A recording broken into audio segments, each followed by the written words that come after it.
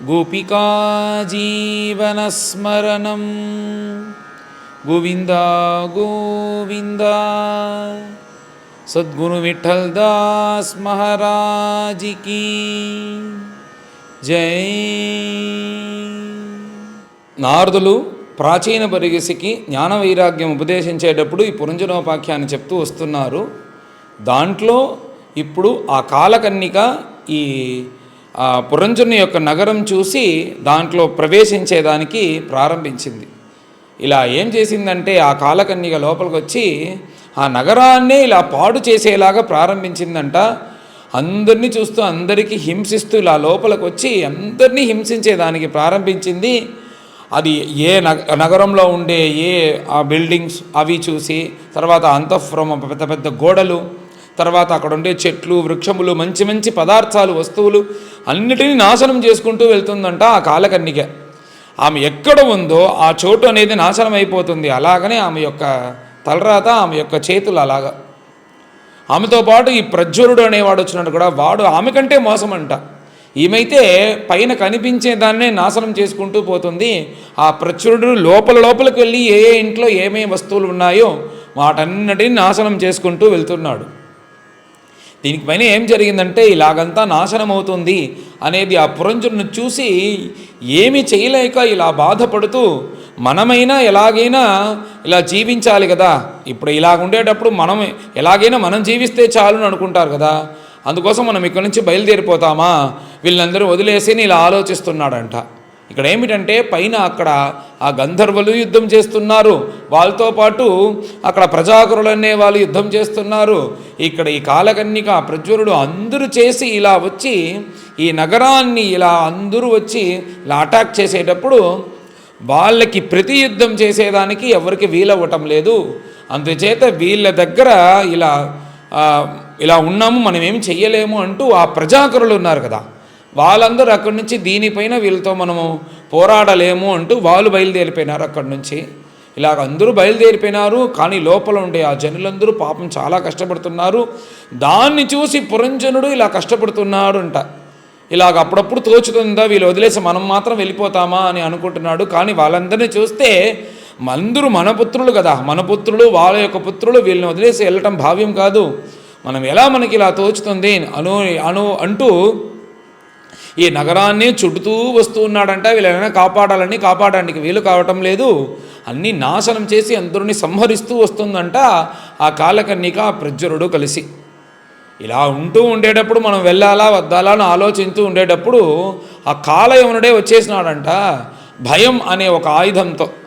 ఆ భయం అనే ఆయుధంతో వచ్చి పాశం అనే ఒక దారాన్ని ఆ పురంజుని యొక్క మెడలో వేసి, నువ్వు జీవించిందంతా చాలు, ఇక్కడ ఇది మా ఆక్రమణం అనే ఒక స్థానమైంది, అందుచేత నువ్వు ఇక్కడ పైన జీవించలేవు అంటూ ఆ కాలయవనుడు ఇలా ఒక పశువులాగా, ఎలాగైతే ఒక పశువు రాదంటే మనం ఆ పశువు మెడలో దారం వేసి ఇలా లాక్కొని పోతామో అలా ఆ పశువులాగా పురంజనుని లాక్కొని వెళ్తున్నాడంట ఆ కాలయవనుడు. ఇలా లాక్కొని వెళ్తూ ఉండేటప్పుడు ఏమిటంటే అక్కడ ఒకే చీకటి అన్నీ వస్తుంది. ఆ చీకట్లో ఏమొచ్చింది అంటే వీడు సుఖంగా ఉండేదానికి, వాడు ఆ రాజ్యంలో ఉండేటప్పుడు వీడి సుఖం కోసం వీడు యాగయజ్ఞములన్నీ చేశాడు కదా, ఆ యాగంలో వీడు బలిచ్చిన ఆ పశువులన్నీ అక్కడ సిద్ధంగా ఉందంట. భగవదర్పణ బుద్ధితో చేయలేదంటే అవన్నీ అక్కడ సిద్ధంగా ఉంటుంది అన్నారు కదా, అలాగా భగవదర్పణ బుద్ధితో చేయలేదు కాబట్టి అతను ఏ యాగముల్లో ఏ పశువులని హింసించాడో అవన్నీ ఆ చీకట్లో ఉండేటప్పుడు చేతులు కాళ్ళు ఆయుధం అంతా పెట్టుకొని ఇలా కాళ్ళు నరకటం, చేతులు నరకటం, అతన్ని హింసించడం ఇలా జరుగుతూ ఉంది. దాంట్లో బాధపడుతూ ఇలా సంచరిస్తూ ఉన్నాడంట. ఇలా ఉండేటప్పుడు అన్ని కర్మములను ఇలాగ అనుభవిస్తూ చివరిగా అతనికి ఈ స్త్రీ సుఖం అనేది చాలా ఇష్టం. ఆ స్త్రీనే తలుచుకుంటూ ఆ స్త్రీ సుఖం కావాలి అంటూ ఒక స్త్రీనే తలుచుకుంటూ ఇలా తన యొక్క జీవితాన్ని వదిలిన తర్వాత మళ్ళీ దేన్ని స్మరిస్తామో అదే కదా పుడతాము, మళ్ళీ వచ్చి ఓ స్త్రీగానే పుట్టాడంట. ఇప్పుడు భూలోకంలో పుట్టినప్పుడు విదర్భ దేశంలో ఉండే ఒక రాజుకి పుత్రిగా పుట్టాడు. విదర్భ దేశం అనేది ఇప్పుడు నాగ్పూర్ అంటాం కదా, దాన్నే విదర్భ దేశం. వైదర్భి అనే పేరుతో పుట్టాడు. ఇప్పుడు మంచి సద్గుణంతో, మంచి వీర్యంతో ఇలా గుణాలతో మంచి సౌందర్యంతో ఇలా విదర్భి అనే పేరుతో ఈ పురంజనుడు స్త్రీగా పుట్టి ఇలా జీవిస్తున్నాడు. ఆ జన్మలో ఈ ద్రవిడ దేశమైన తమిళనాడులో ఉండే పాండ్యరాజులు దాంట్లో మలయధ్వజుడు అనే అతడు ఈ అమ్మాయిని చూశాడు. చూసిన వెంటనే ఈ అమ్మాయిని యొక్క వీర్యం, పరాక్రమం, గుణం, సౌందర్యం అన్నీ చూసి పెళ్లి చేసుకోవాలని ఆశపడ్డాడు. అలాగనే ఆ వైదర్భిని పెళ్లి చేసుకొని తన యొక్క నగరమైన తన యొక్క దేశమైన పాండ్య దేశానికి తీసుకొచ్చారు. అక్కడ జీవిస్తూ రాజ్య పరిపాలన చేస్తూ వాళ్ళిద్దరికీ 7 కొడుకులు 7 పుత్రులు పుట్టారంట. ఆ 7 పుత్రులు పరమ సాత్వికులు. వాళ్ళకంతా తన రాజ్యాన్ని ఇలా ఇచ్చి ఆ 7 పుత్రుల నుంచి కోటి సంఖ్యలో మనుష్యులు జన్మించారంతా సృష్టి అనేది అయింది. వీళ్ళందరూ ఎవరంటే వచ్చే మనువులో వీళ్ళ యొక్క ఆధికమే ఉంటుందంట. వీళ్ళందరూ అప్పుడు జీవించేదానికి వచ్చిన వాళ్ళు అని చెప్పి ఈ పుత్రుడి దగ్గర ఈ పుత్రులు ఉన్నారు కదా, వీళ్ళ దగ్గర రాజ్యమంతా అప్పగించి ఆ మలయధ్వజుడు వానప్రస్థాశ్రమానికి బయలుదేరాడు. అప్పుడు వెళ్ళేటప్పుడు వైదర్భి అనే ఆ పురంజనుడు వైదర్భి రూపంలో ఉన్నాడు కదా, ఆ వైదర్భి కూడా ఆ మలయధ్వజుడితో పాటు బయలుదేరిందంట.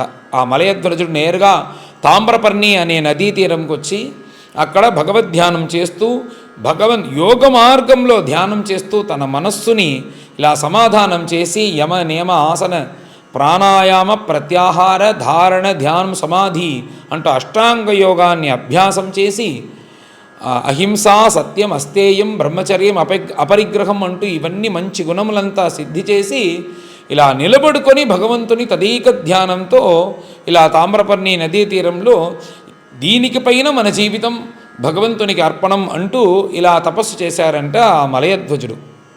ఈ వైదర్భి కూడా పరమసాధ్వి.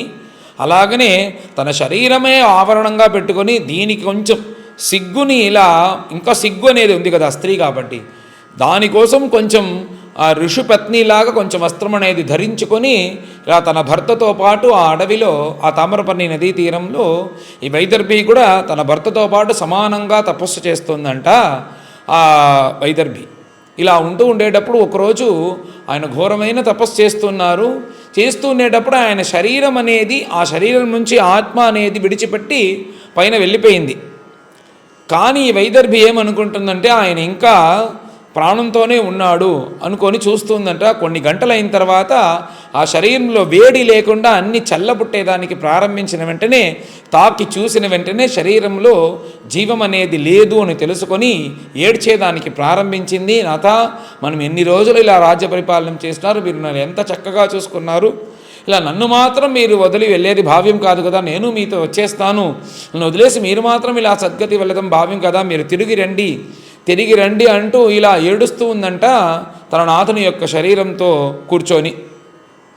ఇలా ఎంత ఏడ్చినా కానీ రారును తెలిసిన తర్వాత ఆ శరీరానికి ఎలాగైనా అంతిమక్రియలు చేయాలి కాబట్టి చితి అనే దాన్ని ఏర్పాటు చేసి ఆ చితిపైన ఆ శరీరాన్ని పెట్టి తామ్రపర్ణి నదిలో స్నానం చేసి బాగా మంట పెట్టి తాను కూడా దాంట్లో దిగేయాలి అంటూ ఇలా సంకల్పం చేసుకొని అన్ని ఏర్పాట్లు చేసి ఆ శరీరాన్ని దహించిన తర్వాత 3 ప్రదక్షిణం చేసి తాను కూడా దిగాలి అంటూ ప్రారంభించేదానికి ఇలా ప్రారంభించింది. అప్పుడు తనకు బాగా తెలిసిన ఒక బ్రాహ్మణుడు తన యొక్క సఖ్యుడు ఆ బ్రాహ్మణుడు అక్కడికి వచ్చారంట.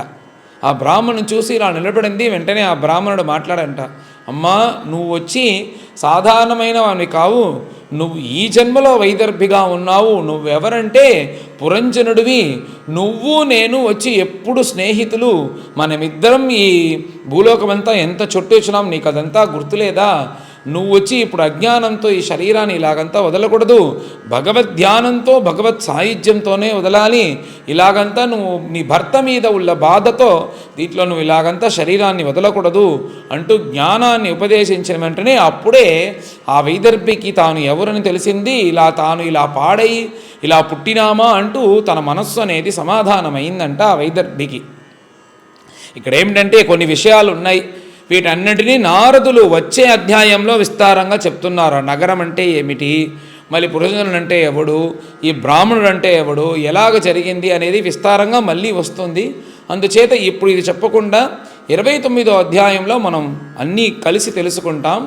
ఇప్పుడు ఈ సమయంలో ఈ బ్రాహ్మణుడి ద్వారా అన్ని విషయం తెలుసుకొని ఆ వైదర్భి రూపంలో ఉండే పురంజను యొక్క మనసు అనేది సమాధానమై ఈ లోకం నుంచి పైకి వచ్చింది అనేది ఈ అధ్యాయం యొక్క కథ. పైన అందరం కలిసి పారాయణం చేస్తాం. అథాష్టావింశోऽధ్యాయః. నారదోవాచ సైనికా భయనామ్నో ఏ బర్హిష్మన్ దిష్టకారిణః ప్రజ్వార కాలకన్యాభ్యాం విచేరుః అవనీమిమాం తయేకదాతురభసా పురంజనపురీం నృపా రురుధుః భౌమభోగాఢ్యాం జరత్పన్నగపాలితాం కాలకన్యాపి బుభుజే పురంజనపురం బలాత్ యయాభిభూతః పురుషః సద్యః నిస్సారతామియాత్ తయోపభుజ్యమానాం వై యవనాః సర్వతో దిశం ద్వార్భిః ప్రవిశ్య సుభృశం ప్రార్థయన్ సకలాం పురీం తస్యాం ప్రపీడ్యమానాయాం అభిమానీ పురంజనః అవాపోరువిధాన్ తాపాన్ కుటుంబీ మమతాకులః కన్యోపగూఢో నష్టశ్రీః కృపణః విషయాత్మకః నష్టప్రజ్ఞః హృతైశ్వర్యః గంధర్వ యవనైర్బలాత్ విశీర్ణాం స్వపురీం వీక్ష్య ప్రతికూలాన్ అనాదృతాన్ పుత్రాన్ పౌత్రానుగామాత్యాన్ జాయాం చ గతసౌహృదాం ఆత్మానం కన్యయాగ్రస్తం పంచాలాన్ అరిదూషితాన్ దురంతచింతాం ఆపన్నః నలేభే తత్ప్రతిక్రియాం కామాన్ అభిలషన్ దీనః యాతయామాంశ్చ కన్యయా విగతాత్మగతిస్నేహః పుత్రదారాంశ్చ లాలయన్ గంధర్వ యవనాక్రాంతాం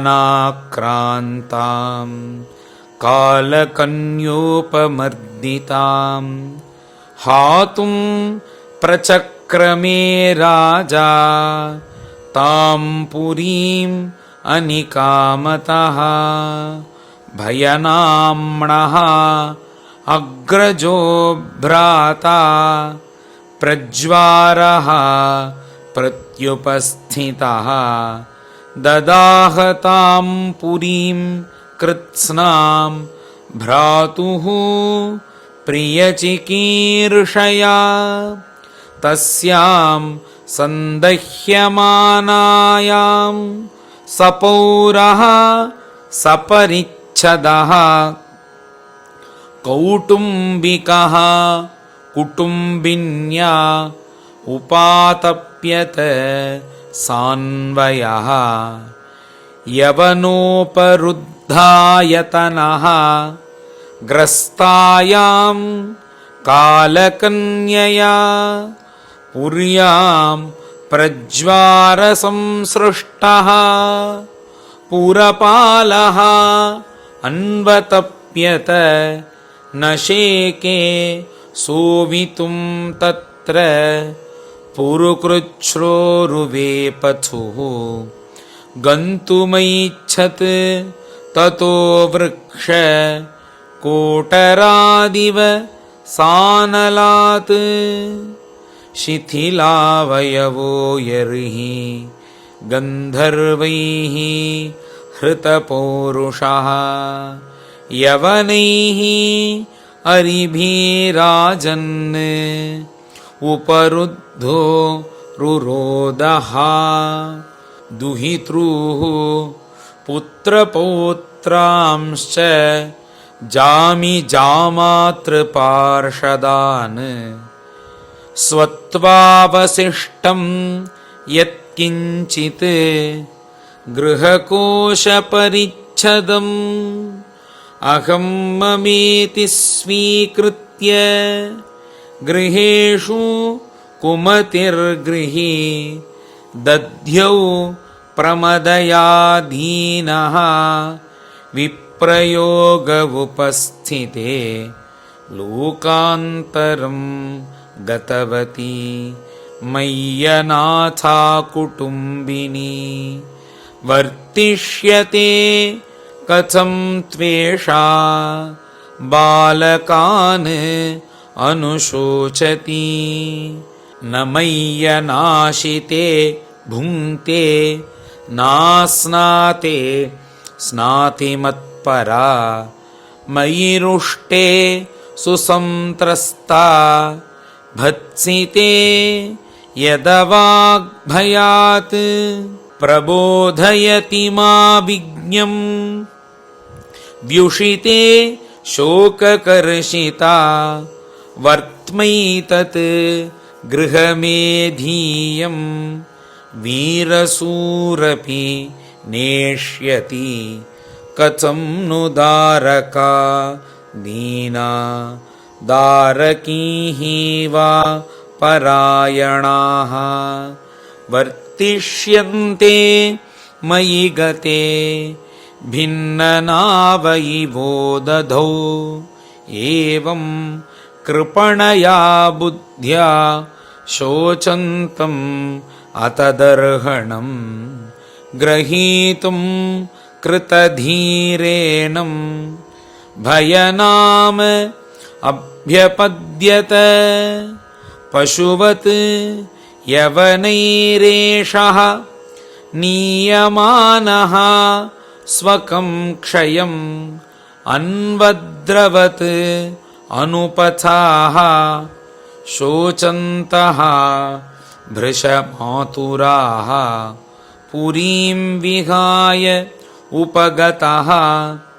उपरुद्धः भुजङ्गमः तदा तमेवानुपुरी विशीर्णा प्रकृतिं गता विकृष्यमानः प्रसभं यवनेन बलीयसा नाविन्दत् तमसाविष्टः सखायं सुहृदं पुरः तं यज्ञपशवोनेन संज्ञप्ता ये अदयाळुना कुठारीः चिच्छिदुः क्रुद्धाः स्मरन्तो अमीवमस्य तत् अनन्तपारे तमसि मग्नः नष्टस्मृतिः समाः शाश्वतीः अनुभूयार्तिं प्रमदासङ्गदूषितः तामेव मनसा गृह्णन् बभूव प्रमदोत्तमा अनन्तरं विदर्भस्य राजसिंहस्य वेश्मनि उपयेमे वीर्यपणां वैदर्भीं मलयध्वजः युधि निर्जित्य राजन्यान् पाण्ड्यः परपुरञ्जयः तस्यां स जनयाञ्चक्रे आत्मजाम् असिते क्षणां यवीयसः सप्तसुतान् सप्तद्रविडभूभृतः एकैकस्याम् अभवत् तेषां राजन् अर्बुदमर्बुदं भोक्ष्यते यद्वंशधरैः मही मन्वन्तरं परम् अगस्त्यः प्राक् दुहितरम् उपयेमे धृतौ व्रतां यस्यां दृढच्युतो जातः इद्भवाहात्मजो मुनिः विभज्य तनयेभ्यः क्ष्मां राजर्षिः मलयध्वजः आरिराधयिषुः कृष्णं सजगाम कुलाचलं हित्वा गृहान् सुतान् भोगान् वैदर्भी मदिरेक्षणा अन्वधावत पाण्ड्येशं ज्योत्स्नेव रजनीकरं तत्र चन्द्रवसानां ताम्रपर्णी वटोदका तत्पुण्यसलिलैः नित्यम् उभयत्र आत्मनो मृजन् कंदाष्टिभिः मूलफलैः पुष्पपर्णैः तृणोदकैः वर्तमानः शनैः गात्र कर्शनं तप आस्थितः शीतोष्णवात वर्षाणि क्षुत्पिपासे प्रिया प्रिये सुखदुःखे इति द्वन्द्वानि अजयत् समदर्शनः तपसा विद्यया पक्क कषायो नियमैर्यमैः युयुजे ब्रह्मणि आत्मानं विजिताक्षानिलाशयः आस्ते स्थाणुरिवैकत्र दिव्यं वर्षशतं स्थिरः वासुदेवे भगवती नान्यत् वेदोद्वहन् रतिं नव्यापकतया आत्मानं व्यतिरिक्ततयात्मनि विद्वान् स्वप्नैवामर्ष साक्षिणं विररामः साक्षात् भगवतोक्तेन गुरुणा हरिणा नृपा विशुद्धज्ञानदीपेन स्फुरता विश्वतोमुखं परे ब्रह्मणि चात्मानं परं ब्रह्म तथात्मनि वीक्षमाणः विहायेक्षाम् अस्मात् उपररामः पतिं परमधर्मज्ञं वैदर्भी मलयध्वजं प्रेम्णा पर्यचरत् हित्वा भोगान् सा पतिदेवता चीरवासा व्रतक्षामा वेणीभूत शिरोरुहा बभू उपपतिं शान्ता शिखा शान्तमिवानलम् अजानती प्रियतमं यदोपरतमङ्गणा सुस्थिरासनमासाद्य यथा पूर्वम् उपाचरत् यदा नोपलभेताङ्घ्र्यौ ऊष्मानं पत्युरर्चति आसीत् संविघ्नहृदया यूतभ्रष्टा मृगी यथा आत्मानं शोचति दीनम् अबन्धुं विक्लवाश्रुभिः स्तनौ आसिच्य विपिने सुस्वरं प्ररुरोदसा उत्तिष्ठोत्तिष्ठ राजर्षे इमाम् उदधिमेखलां दस्युभ्यः क्षत्रबन्धुभ्यः बिभ्यतीं पातुमर्हसि एवं विलपति बाला विपिने अनुगता पतिं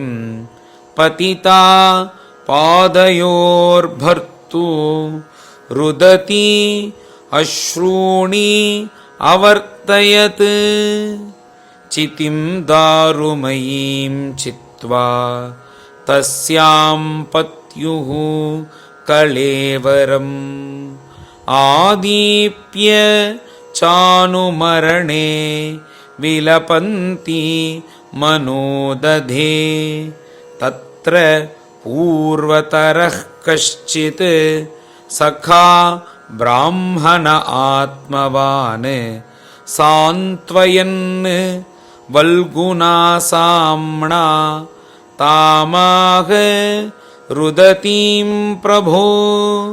ब्राह्मणोवाच का त्वं कस्यासि को वायं शयानो यस्य शोचसि जानासि किं सखायं मां येनाग्रे विचचर्थः अपि स्मरसि चात्मानम् अविज्ञातसखं सखे हित्वा मां पदमन्विच्छन् भौमभोगरतो गतः हंसावहं च त्वं चार्य सखायौ मानसायनौ अभूताम् अन्तरावौकः सहस्रपरिवत्सरान् सत्वं विहाय मां बन्धः गतः ग्राम्यमतिर्महीं विचरन् पदम् अद्राक्षीः कयाचित् निर्मितं स्त्रिया पञ्चारामं नवद्वारम् एकपालं त्रिकोष्ठकं षट्कुलं पञ्चविपणं पञ्चप्रकृति स्त्रीधवं पञ्चेन्द्रियार्था आरामाः द्वारः प्राणाः नवप्रभो तेजो अबन्नानि कोष्ठानि कुलम् इन्द्रियसङ्ग्रहः विपणस्तु क्रियाशक्तिः भूतप्रकृतिरव्यया शक्त्यधीशः पुमांस्त्वत्र प्रविष्टो नावबुध्यते तस्मिंस्त्वं रामया स्पृष्टः रममाणः अश्रुतस्मृतिः तत्सङ्गात् ईदृशीं प्राप्तः दशां पापीयसीं प्रभो न त्वं विदर्भदुहिता नायं वीरः सुहृत्तव न पतिस्त्वं पुरञ्जन्या रुद्धो नवमुखे यया माया ह्येषा मया सृष्टा यत्पुमांसं स्त्रियं सतीं मन्यसे नो भयं यद्वै हंसौ पश्यावयोर्गतिम् अहं भवान्न चान्यस्त्वं त्वमेवाहं विचक्ष्व भोः ननु पश्यन्ति कवयः छिद्रं जातु मनागपि यथा पुरुष आत्मानं एकम् आदर्श चक्षुषोः द्विधा भूतम् अवेक्षेत तथैव अन्तरमावयोः एवं स मानसो हंसः हंसेन प्रतिबोधितः स्वस्थः तद्व्यभिचारेण नष्टामाप पुनस्मृतिं बर्हिष्मत् एतत् अध्यात्मं पारोक्ष्येण प्रदर्शितं यत्परोक्षप्रियो देवः भगवान् विश्वभावनः। श्रीहरये नमः। इति श्रीमद्भागवते महापुराणे चतुर्थस्कन्धे पुरञ्जनोपाख्याने अष्टाविंशोऽध्यायः। गोपिका जीवनस्मरणं गोविन्द गोविन्द। सद्गुरु विठ्ठल दास महाराज की जय।